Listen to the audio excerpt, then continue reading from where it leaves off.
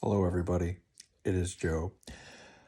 I have received a little bit today.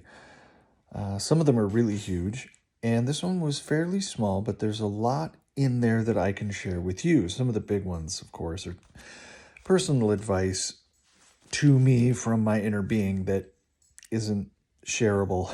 It wouldn't make sense without a long story. But today I got a lot that I can read to you, so let me do that. There is so much more than you can imagine ready for you. And yes, we know you can imagine quite a bit. But what you haven't imagined, in addition to the scope and the heft and the variety of the manifestations in your vortex, what you haven't imagined is how ready you are to so many wonderful things. You haven't dared imagine how close you are to so many things and how ready you are. Now, let me explain this because it gets a little weird here. I'm using some Abraham language and I'm about to use some more. The idea here is that the vortex is your, I guess what Abraham would call a vibrational bank account or escrow account where the stuff belongs to you, but you just haven't brought it into your reality yet.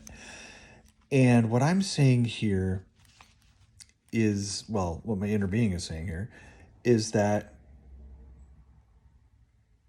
not only are all these wonderful things right there waiting for you, if you would only let them into your life, you are so close to being able to let them into your life. It's not like, oh, well, there's all this stuff over here that you can't have until you're ready to bring it into your life, and you got to work on yourself for decades so you can't have that stuff. Like, you are really close now to having that stuff, experiences, rendezvous. As Abraham says, you're actually really close to that stuff. Because you're growing every day, and that growing creates momentum, which means you get a little faster every day with the same amount of effort, because you have momentum from the previous days. It's building up and building up.